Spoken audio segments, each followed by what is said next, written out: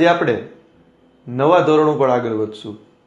આજે આપણે ધોરણ 7 ની ચર્ચા કરવાની છે, જેમાં સૌથી પહેલો લેક્ચર છે ચેપ્ટર નંબર 1 નો. આપણા સેમેસ્ટર 1 નું ચેપ્ટર 1 છે પૂર્ણાંક સંખ્યા. તો આજે આપણે પહેલા ટોપિકની અંદર પહેલા લેક્ચરમાં આ પૂર્ણાંક સંખ્યાની સમજ મેળવવાની છે અને એની સાથે તેના સરવાળા કેવી રીતે કરવામાં આવે છે એની માહિતી મેળવવાની છે. બરાબર? તો સૌથી પહેલા આપણે વાત કરીએ પૂર્ણાંક સંખ્યા. હવે પૂર્ણાંક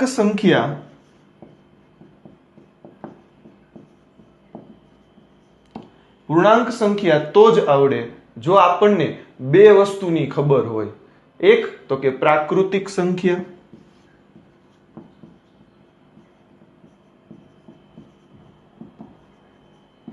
અને બીજી છે એ છે પૂર્ણ સંખ્યા.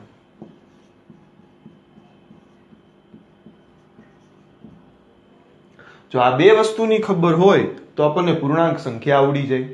તો પ્રથમ આપણે બેઝ થી ચાલુ કરશું. પહેલા આપણે જોઈએ પ્રાકૃતિક સંખ્યા કોને કહેવાય. તો કે 1 થી ચાલુ કરી નંબર 1 થી ચાલુ કરી 2 3 થી અનંત સુધી જે સંખ્યાઓ આવેલી છે તેને કહેવાય પ્રાકૃતિક સંખ્યા. પછી પૂર્ણ સંખ્યા કોને કહેવાય? તો કે 1 નહીં પણ 0 થી ચાલુ થાય. 0 થી ચાલુ થાય પછી 1 2 3 થી અનંત સુધી ફેલાયેલી સંખ્યાઓને પૂર્ણ સંખ્યા કહેવાય. તો આ બે વસ્તુની આપણને ખબર હોવી જોઈએ. હજી તમે જેમ આગળના ધોરણમાં જશો એમ જુદા જુદા આપણે ગણ પરિચયમાં આ બધું શીખવાનું આવવાનું જ છે. તો થોડીક આપણે એની ચર્ચા પણ કરી લઈએ કે જે પ્રાકૃતિક સંખ્યા છે એના ગણને કેપિટલ N વડે દર્શાવવામાં આવે, પહેલી ABCD નો N. અને પૂર્ણ સંખ્યા છે તેના ગણને W વડે દર્શાવવામાં આવે, કેપિટલ એટલે કે પહેલી ABCD ના W વડે. બરાબર? તો આ બે વસ્તુનું જ્ઞાન આપણને થોડુંક હોવું જોઈએ. હવે આપણે આપણા ટોપિક ઉપર આવીએ પૂર્ણાંક સંખ્યા. તો પૂર્ણાંક સંખ્યા શું છે? તો કે જે પ્રાકૃતિક સંખ્યા છે અને પૂર્ણ સંખ્યા જે છે એનાથી નહીં વધારાની ઋણ સંખ્યાઓ પણ જ્યારે એડ થાય, જ્યારે ભેગી થાય તો એને કહેવાય પૂર્ણાંક સંખ્યા. એટલે કે તો કે અનંતથી ચાલુ થાય, -3 -2 -1 0 1 2 3 અને અનંત સુધી ચાલે. અનંતથી ચાલુ થાય -3 -2 -1 0 1 2 3 અને અનંત સુધી જાય. કયા અનંત? તો કે ધન સંખ્યા અનંત સુધી. અને ચાલુ ક્યાંથી થાય? તો કે ઋણ સંખ્યા અનંતથી ચાલુ થાય. તો આ બધી સંખ્યાઓને પૂર્ણાંક સંખ્યા કહેવાય. હવે શબ્દ થોડોક સમજો તો તરત ખબર પડી જાય. પૂર્ણાંકનું વિરોધી થાય અપૂર્ણાંક. અને અપૂર્ણાંક એટલે કેવી સંખ્યા? તો કે જેમાં અંશ અને છેદ હોય. જેમાં અંશ અને છેદ હોય તો આપણે એને અપૂર્ણાંક કહીએ છીએ. પણ અહીંયા શું વાત છે? પૂર્ણાંક એટલે કે જે પૂર્ણ છે, એટલે કે જેના છેદમાં આવા ભાગ નથી, આ એકનો બીજો ભાગ એવું કહેવાય. તો આ બધાના છેદમાં કોઈ આવા ભાગ પાડેલા નથી, એટલે કે એ સંખ્યા પૂરેપૂરી છે, એટલે કે એનું નામ છે પૂર્ણાંક સંખ્યા. હવે આ પૂર્ણાંક સંખ્યાના થોડાક નિયમો છે એ પણ જોતા જઈએ. તો કે સૌથી વચ્ચે એમાં 0 આવેલો હોય. પૂર્ણાંક સંખ્યામાં સૌથી વચ્ચે 0 આવેલો હોય. હવે આની એક ખૂબી છે શું છે તો કે જેમ તમે આ જમણી બાજુ જાશો, જેમ જેમ તમે જમણી બાજુ જાશો તેમ તેમ સંખ્યા મોટી થતી જશે, અને જેમ જેમ તમે ડાબી બાજુ ચાલશો, જેમ જેમ ડાબી બાજુ ચાલશો તેમ તેમ સંખ્યા નાની થતી જશે. આ થયો એનો પહેલો નિયમ કે જેમ તમે જમણી બાજુ જાઓ એમ સંખ્યા હંમેશા મોટી મળે, અને જેમ તમે ડાબી બાજુ ચાલો એમ સંખ્યા નાની મળે. હવે આવું શું કામ હું કહી રહ્યો છું તો કે આ પ્રોબ્લેમ આગળના ધોરણમાં પણ સ્ટુડન્ટને નડે છે. કેવી રીતે તો કે તમે વિચારો કે અહીંયા -3 છે અને આ -1 છે, તો આપણને એટલી ખબર પડે કે 1 કરતા 3 મોટા છે, બરાબર ને? આવું આપણે શીખેલા છીએ કે 1 કરતા 3 મોટા, પણ અહીંયા એવું ન હોય. શા માટે? તો કે અહીંયા ઋણ સંખ્યાઓ છે. આ બધી કેવી સંખ્યાઓ કહેવાય? ઋણ સંખ્યાઓ. તો ઋણ સંખ્યામાં આ નિયમ ઊંધો ચાલશે, એટલે કે જેમ સંખ્યા મોટી એમ એની કિંમત નાની, અને જેમ સંખ્યા નાની એમ એની કિંમત મોટી. મતલબ આ -3 અને -1 માં નાની અને મોટી કેવી હોય? તો 3 ને નાની જ કહેવી પડે. 3 ને નાની સંખ્યા જ કહેવામાં આવે છે, બરાબર? પણ માઇનસ હોય તો. ધન સંખ્યાનો આવો કોઈ નિયમ નથી. ધન સંખ્યામાં તો આપણે જેમ ચાલીએ છીએ એમ જ ચલાવવાનું છે, બરાબર? 10 કરતા 20 મોટા જ હોય, પણ અહીંયા 10 કરતા 20 નાના હોય. ક્યારે? ઋણ સંખ્યામાં, બરાબર છે? તો આ એનો પહેલો નિયમ છે. પછી પરીક્ષાની અંદર ક્યારેક એવું પણ પૂછી લે છે કે બધી જ ઋણ સંખ્યાઓ જે છે, આ બધી જ ઋણ સંખ્યાઓ છે એના કરતા 0 નાનો કે મોટો? તો સિમ્પલ વસ્તુ છે. હમણાં આપણે શું કીધું? જમણી બાજુ ચાલો સંખ્યા મોટી થતી જાય. તો તમે -3 થી જમણી બાજુ જાઓ તો -3 થી 0 જમણી બાજુ મળી રહ્યો છે, મતલબ આ બધા કરતા 0 કેવો છે? મોટો. આ થયો એનો નિયમ નંબર 2, બરાબર છે? તો હંમેશા યાદ રાખવાનું કે જેમ તમે જમણી બાજુ જાશો એમ સંખ્યા વધશે, અને જેમ તમે ડાબી બાજુ ચાલશો એમ સંખ્યાની કિંમત નાની થતી જાય. બીજું, પરીક્ષામાં આવી ખાલી જગ્યાઓ પણ પૂછી શકે કે 0 ની ડાબી બાજુ કેવી સંખ્યાઓ હોય? તો આપણને એ દિશા પણ ખબર હોવી જોઈએ કે 0 ની ડાબી બાજુ ઋણ સંખ્યા છે, 0 ની જમણી બાજુ ધન સંખ્યા છે, બરાબર? તો આ થઈ પૂર્ણાંક સંખ્યાની વાત. હવે આપણે ગણ પરિચયની વાત કરતા હતા, તો પૂર્ણાંક સંખ્યાનો પણ ગણ છે જેને કેપિટલ લેટરના Z વડે દર્શાવવામાં આવે છે. આ પરીક્ષામાં ન પૂછાય, પણ આપણી માહિતી માટે છે કે ભાઈ પૂર્ણાંક સંખ્યાનો ગણ કોણ છે? Z, બરાબર? તો આ પૂર્ણાંક સંખ્યાની વાત થઈ. હવે આપણે એનાથી આગળ જઈએ. હવે આપણે જોવા છે આ લેક્ચરની અંદર આ પૂર્ણાંક સંખ્યાઓના સરવાળા. પછી નેક્સ્ટ લેક્ચરમાં આપણે બાદબાકી, ગુણાકાર, ભાગાકાર બધું જોવાનું છે, પણ આજના લેક્ચરમાં આપણે જોશું માત્ર એના સરવાળા, બરાબર? તો સૌથી પહેલા આપણે એના સરવાળા શીખવા હોય તો થોડા ઘણા આપણને નિયમો, બેઝિક નિયમો આવડવા જોઈએ. જોતા જઈએ. સૌથી ધ્યાન આપવા જેવી બાબત અને એ છે નિશાનીઓની, કારણ કે પરીક્ષાની અંદર સૌથી વધારે ભૂલ નિશાની કરાવે, અને આપણને માઇનસની નિશાનીથી સૌથી વધારે બીક લાગતી હોય. શું કામ? તો કે એના નિયમો એવા છે. જ્યારે કોઈ જગ્યાએ તમે માઇનસને અંદર મોકલો કોઈ કાઉન્સની અંદર, તો એ અંદરના બધાની નિશાની બદલી નાખે, અથવા તો કોઈ કાઉન્સમાંથી માઇનસને બહાર કાઢો ને તો પણ બધી નિશાની બદલી નાખે.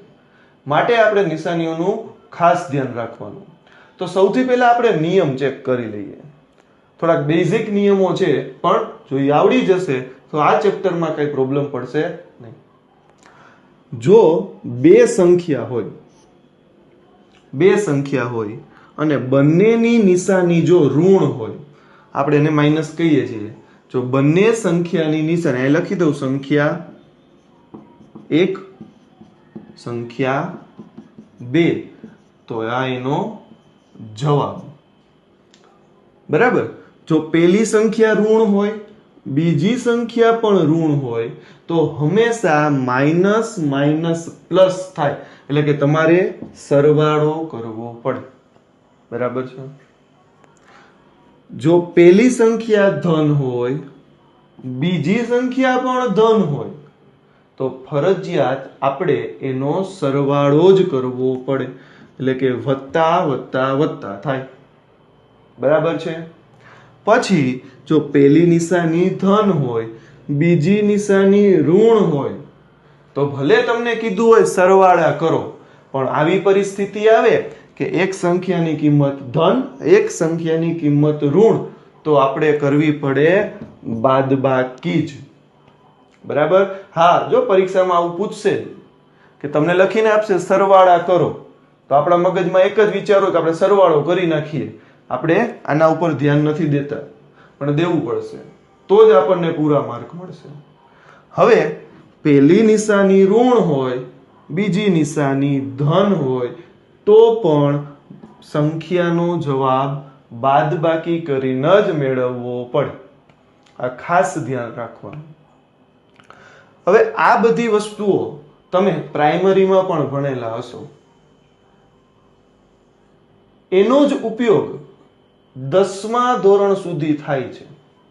બરાબર. એટલે નિયમો છે એને થોડાક ડીપમાં યાદ રાખવાના. અને આના માટે કાંઈ કરવાનું નથી, ખાલી તમે એટલું કહી શકો. જો અહીંયા તમે એવું કહી શકો કે સરખી નિશાની, સરખી નિશાની, જો બે સરખી, અહીંયા બે સરખી, સરખી નિશાની તો સરવાળો. બરાબર છે. સરખી નિશાની થાય તો સરવાળો આવે. આ પહેલો નિયમ થઈ ગયો.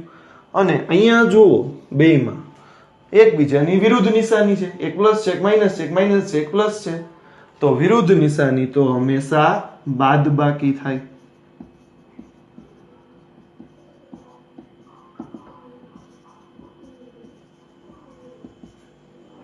બરાબર.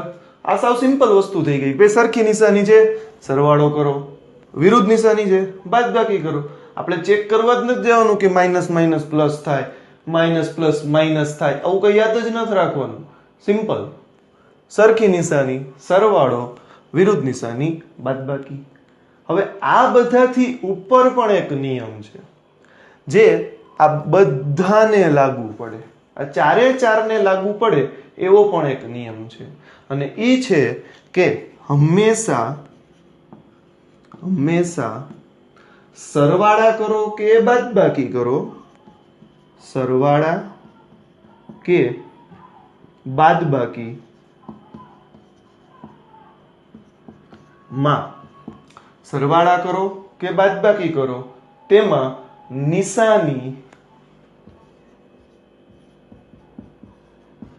હંમેશા મોટા પદની હોય. નિશાની મોટા પદની હોય. આ ખાસ ધ્યાન રાખવાનું. હંમેશા સરવાળો કરો કે બાદબાકી કરો, એમાં નિશાની હંમેશા મોટા પદની આવે. જે આ ચારે ચારને નિયમ લાગુ પડે. બરાબર છે. તો હવે આપણે આ નિયમો બધા જે તમે લોકોએ યાદ રાખવાના છે, અને શક્ય હોય તો એક નોટ અને પેન લઈ એમાં બધા નિયમો લખી લેજો, જેથી કરીને તમને 10મા ધોરણ સુધી કામ લાગશે. બરાબર. હવે આપણે એના ઉપર સરવાળા કરવાના છે. તો આપણને કોઈ પણ રકમો આપેલી હશે કે ભાઈ આ રકમ છે એના સરવાળા કરો, તો આપણને એ વસ્તુ આવડવી જોઈએ. તો આજે આપણે એના સરવાળા વિશે થોડું ઘણું જાણી લઈએ. તો સૌથી પહેલા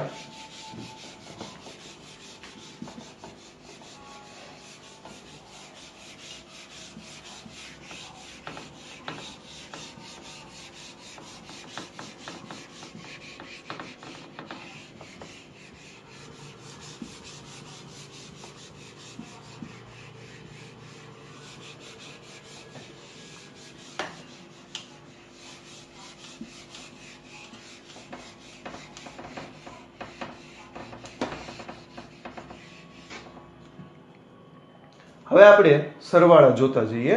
જો ધારો કે આપણને રકમ આપી દીધી કે ભાઈ 2 + 3 કરો, તો આપણને સિમ્પલ ખબર છે, પણ ધ્યાન રાખશું આની નિશાની ધન. હવે ઈ કેમ ખબર પડે? તો કે સમજવાનું, જ્યારે આગળ કોઈ પણ નિશાની નો આપે તો ઈ નિશાની હંમેશા ધન જ હોય. બરાબર? એટલે કે આ ધન છે અને આની આગળ તો પ્લસની નિશાની આપી જ છે, તો પ્લસ પ્લસ પ્લસ થાય, એટલે કે સરખી નિશાની તો સરવાળો. 3 + 2 એટલે 5. અને હંમેશા બીજો નિયમ પણ લગાડવાનો જ, નિશાની મોટા પદની. ચલો આ બેમાં મોટા કોણ? તો કે 3 ને એની આગળ છે વત્તા, તો આને પણ પ્લસ મળે. બરાબર છે? પછી જુઓ અહીંયા જુઓ 6 અને અહીંયા છે -4, એટલે કે બે પદ છે, એક ધન છે એક ઋણ છે, એટલે કે આની ઋણ નિશાની છે, આની ધન નિશાની છે, એટલે બાદબાકી થાય. આપણને એટલી ખબર પડી ગઈ. તો બીજું કઈ જોવાનું નથી, ખાલી બાદબાકી કરવાની. 6 માંથી 4 જાય તો જવાબ આવે 2. બરાબર? હવે બીજો નિયમ લગાડવાનો, નિશાની મોટા પદની. આ બેમાં મોટા કોણ? તો કે 6. 6 ની આગળ શું? વત્તા, તો આની નિશાની વત્તા રહેશે. બરાબર? પછી ત્રીજું ઉદાહરણ જોઈએ કે -10 + 7 બરાબર કેટલા? તો જો એક ઋણ એક ધન, બાદબાકી થાય, આપણને ખબર પડી ગઈ. આપણને કીધા છે સરવાળા, પણ જો થઈ રહી છે બાદબાકી, તો પરીક્ષાની અંદર આવી વસ્તુ બની શકે. બરાબર? એટલે ખાસ ધ્યાન રાખવાનું. સીધા 10 + 7 17 નથી કરી નાખવાના, સરવાળા કરવાના કીધા એટલે. બરાબર? તો અહીંયા થશે બાદબાકી, વિરુદ્ધ નિશાની છે તો. બીજું કાંઈ જોવાનું નથી, ખાલી એટલું જ ધ્યાન આપો, 10 માંથી 7 જાય એટલે 3 વધે. અને પછી બીજો નિયમ, નિશાની મોટા પદની. મોટા અહીંયા 10 છે, 10 ની આગળ ઋણ છે, તો આનો જવાબ આવે ઋણ. બરાબર? એના પછી જોઈએ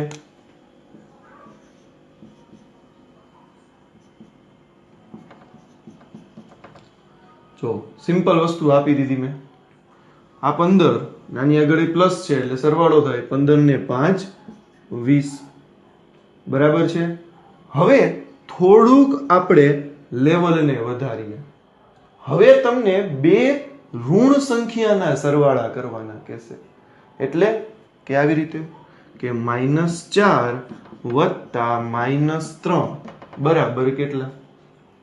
તો અહીંયા હંમેશા એક સ્ટેપ વધારી દેવાનું, સીધો સરવાળો બાદબાકી કાંઈ કરવાનું નહીં, એક સ્ટેપ ખાલી વધારવાનું.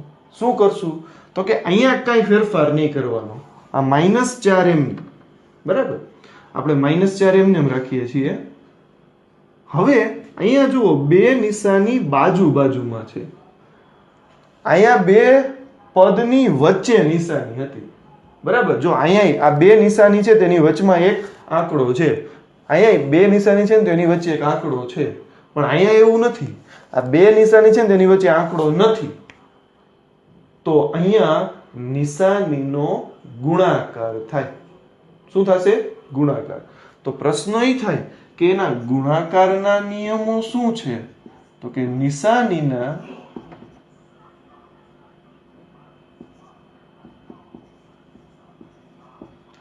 ગુણાકારના નિયમો આપણે જોઈએ.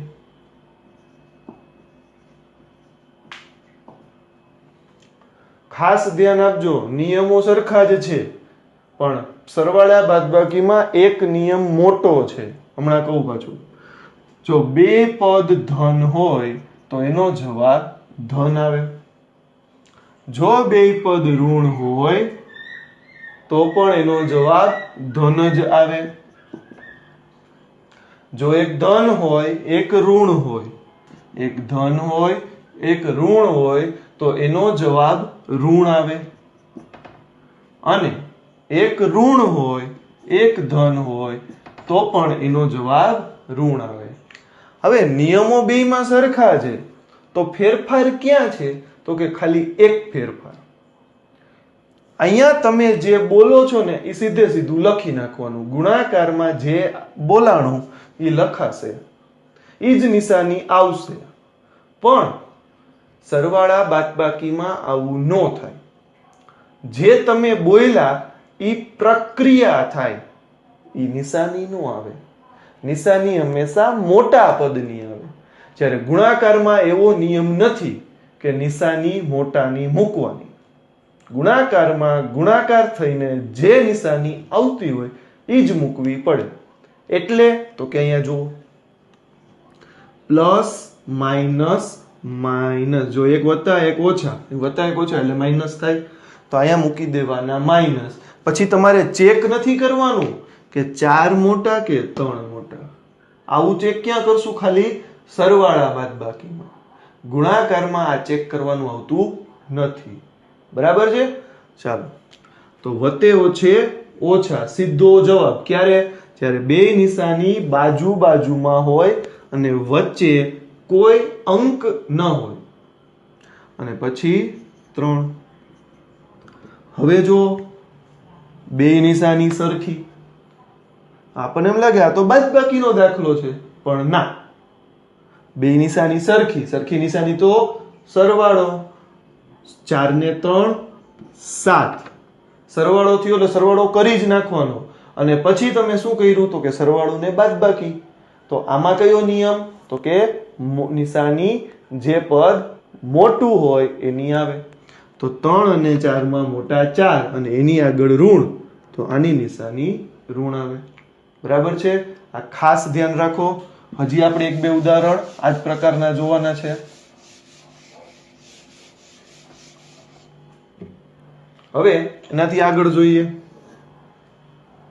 ધારો કે હવે આપણને આપેલું છે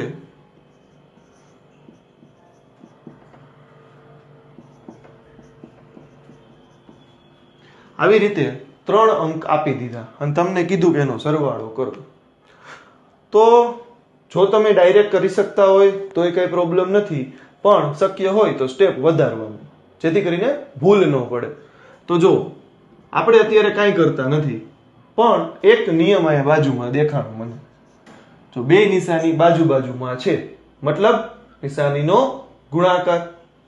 તો પહેલા આપણે કાંઈ નથી કરતા, -3 એમને એમ રાખીએ છીએ, +5 એમને એમ રાખીએ છીએ, અને વત્તે ઓછે ઓછા નિયમ લગાડી દીધો. બરાબર? અને પછી જે આંકડો છે એ મૂકી દીધો. હવે જો એક સાથે 3 પદ આવડતા હોય તો કરવાની છૂટ, અને નો આવડે તો 2 પદ કરતો જવાનું. બરાબર? ધારો કે પેલા આપણે આ 2 પદ જોઈએ, આને આપણે પછી લેશું. તો એક પ્લસ છે, એક માઇનસ છે, એટલે બાદબાકી થાય. 5 માંથી 3 જાય તો 2 વધે. નિશાની હંમેશા મોટાની, તો આગળ પ્લસ લખવાના છે, પ્લસ એમને. અને પછી ઓલા -2 હવે લેશું. તો હવે 2 માંથી 2 જાય, આપણો જવાબ આવે 0. બરાબર છે? એનાથી આગળ હજી એક જોઈએ. જો ખાસ યાદ રાખો, પરીક્ષામાં આ જ રીતે પૂછાય છે, અને અહીંયા જ વિદ્યાર્થીઓ ભૂલ કરે છે, જે નિશાની સમજતા નથી. બરાબર છે? એટલે ખાસ નિશાનીને પકડીને ચાલવાનું. ચાલો એનાથી આગળ.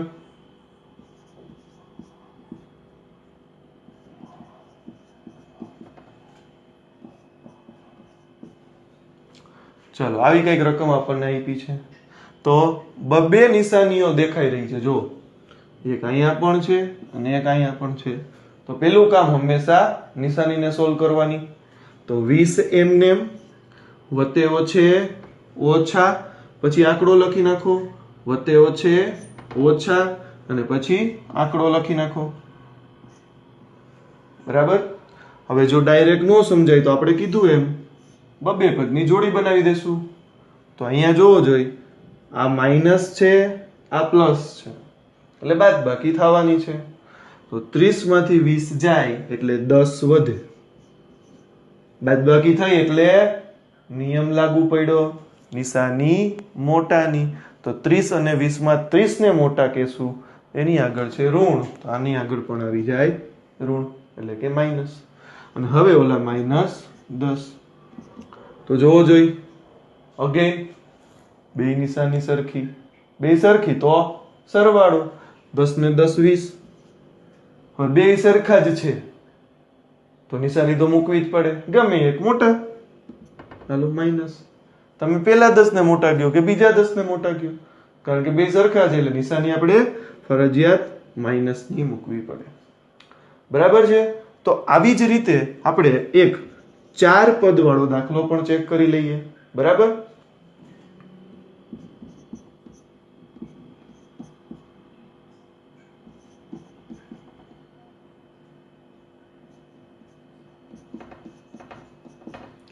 ચાલો હવે જો અહીંયા પણ બે નિશાની ભેગી છે અને અહીંયા પણ બે નિશાની ભેગી છે. ભેગી છે મતલબ એની વચમાં કોઈ આંકડો નથી એટલે ભેગી કહું છું એને. બરાબર.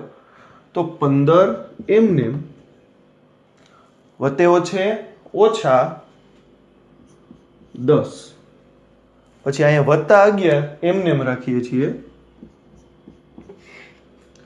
પછી જુઓ બાજુમાં વત્તે ઓછે ઓછા 7. હવે જો ડાયરેક્ટ ન આવડે તો આપણે શું કરવાની, જોડી બનાવી દઈ. તો અહીંયા બે જોડી બન્યા, એક અને આ બે. બરાબર. જો આ વત્તા છે આ ઓછા છે, 15 માંથી 10 જાય તો 5 અને નિશાની મોટાની, કારણ કે સરવાળા બાદબાકી કરી રહ્યા છીએ તો 15 ની આગળ પ્લસ છે તો આને આપણે વત્તા, આગળ નિશાની મૂકવાની જરૂર નથી. બાજુમાં 11 પ્લસ છે 7 માઇનસ છે તો પ્લસ માઇનસ માઇનસ, 11 માંથી 7 જાય તો બોલો બોલો 11 માંથી 7 જાય તો 5 સોરી 4. તો હવે એમાં પણ નિશાની મૂકવી પડશે.